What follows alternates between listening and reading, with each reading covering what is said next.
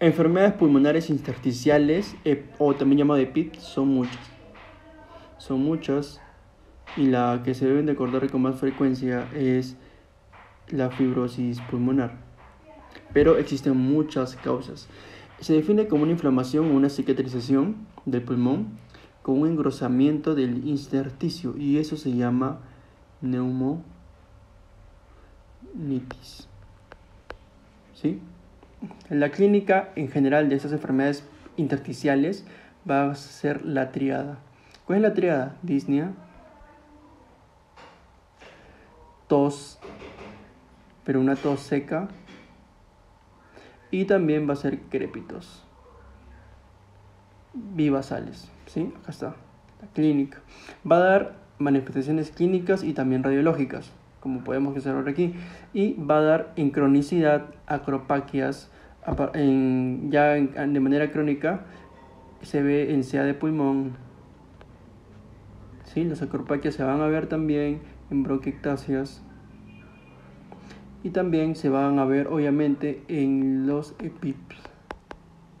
Recordemos que la difusión es el intercambio de gases a través de la membrana alveolar capilar, y que el CO2 es 20 veces más difundible que el oxígeno.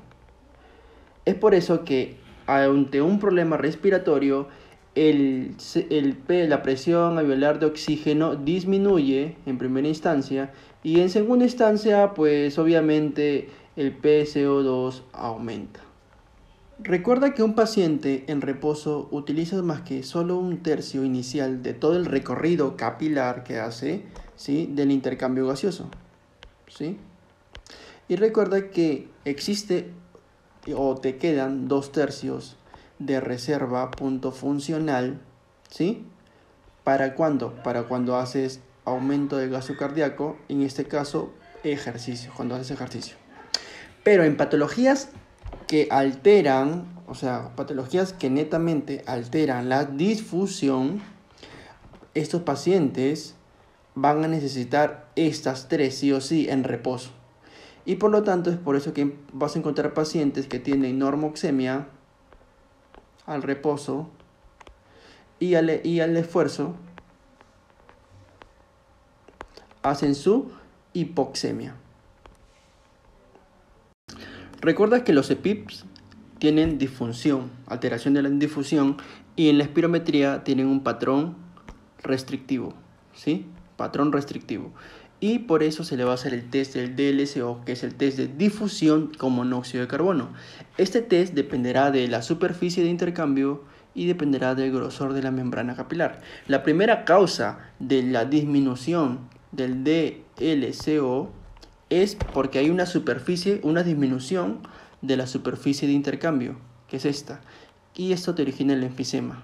Como segunda causa de disminución del DLCO son las enfermedades intersticiales pulmonares, que hay un aumento del grosor de la membrana capilar, y por eso también el DLCO va a estar disminuido. Si te preguntaran cómo se ve la placa de tórax en un paciente que tiene PIP, pues tiene 2 patrones fundamentales y más característicos: el patrón reticular y el patrón retículo nodular. Son los más frecuentes, y obviamente estos también cuentan patrón nódulo quístico, patrón quístico, y acá están sus vías. Ahora, encontramos también patrones específicos o más especiales en algunos casos, que son estos. Se los dejo. Si te preguntaran en dónde es la lesión más frecuente en enfermedades intersticiales difusas, pues es en las bases, es bivasal. Pero existen enfermedades pulmonares intersticiales que relativamente hay daño en las ápices, en la parte superior. Entonces la mnemotecnia es fitness, ¿sí? Fitness. Encontramos aquí a la tuberculosis, por ejemplo, sarcoidosis, silicosis, pregunta frecuente, fibrosis quística, y así. A todos los pacientes se le hace una TEN y también se le hace una broncofibroscopía para ver el grado de alveolitis que puede tener, un lavado broncoalveolar. Se ve frecuente en fibrosis pulmonar idiopática, que ya les dije que es la más frecuente, la que les debe interesar bastante, y van a ver un predominio de polimorfonucleares, lo más fundamental que deben saber. Como les expliqué, existen muchas causas de enfermedades pulmonares intersticiales difusas y se dividen en 3. La primera es la neumonitis intersticial idiopática. Segundo grupo es neumonitis de causa conocida. Y el tercer punto es neumonitis asociadas a otros procesos no bien conocidos. La más frecuente o la que más se ve es obviamente la neumonitis intersticial idiopática, que se va a encontrar en ese grupo fibrosis pulmonar idiopática, que es la que vamos a hablar. Enfermedades pulmonares intersticiales difusas encontramos 3 grandes grupos. Vamos a hablar de la primera, la neumonitis intersticial idiopática. Dentro de este grupo vamos a encontrar la causa más frecuente de todos los EPIPs. ¿Cuál es? La fibrosis pulmonar idiopática, ¿sí? Es la causa más frecuente. Si quieres llamarlo con un poquito de elegancia, dirías, este paciente tiene una neumonitis intersticial usual, ¿sí? Usual. Y si quieres llamarlo con mucha más fineza, dirías, este paciente tiene una alveolitis fibrosante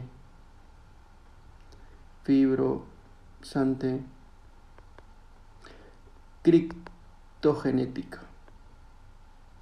La patogenia se da porque la activación de inmunocomplejos se unen con los macrófagos alveolares y estos van a producir esto: la producción de citocinas y la producción de sustancias estimulantes fibroblásticas del intersticio de la pared alveolar.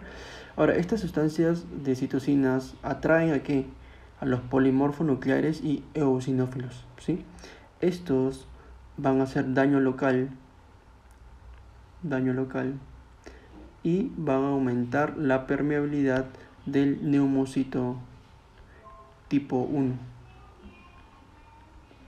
En conclusión, relativamente afecta a los vasos, oblitera los alvéolos, retrae las vías aéreas terminales, formándose áreas quísticas y recubiertas de epitelio bronquial. Radiológicamente hablando, ¿sí? Se dice que hay lesión en los lóbulos inferiores, ¿sí? A predominio periférico, o sea, subpleural,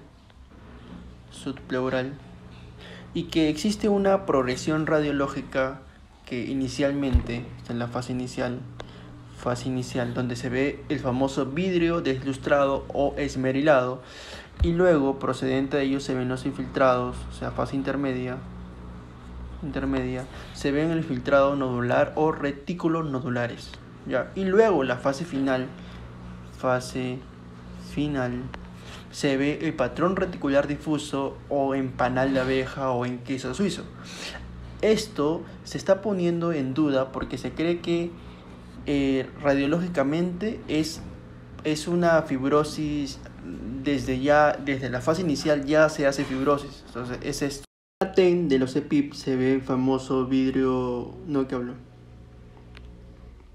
en la TEN, miren, podemos ver claramente el panal de abeja y hay criterios de sospecha para hacer una afectación subpleural basal, patrón reticular, panal de abeja y obviamente ausencia del vidrio esmerilado porque es la fase inicial.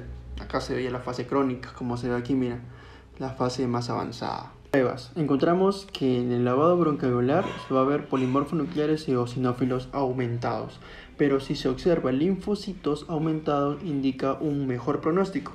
Ahora, en la toma de muestras con biopsia es el diagnóstico histopatológico definitivo para diagnosticar, pero si tienes un TAC más radiografía más la clínica, con eso basta y sobra para hacer el diagnóstico. Pero supongamos que no tuvieras nada de eso, la realización de biopsia es netamente óptima aquí.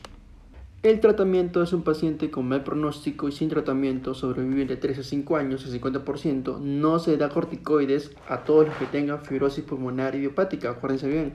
Oxigenatoria, se le da pirferidona, disminuye estos dos fármacos, la fibrosis y obviamente el trasplante de pulmón, que sí o sí se tiene que hacer el paciente.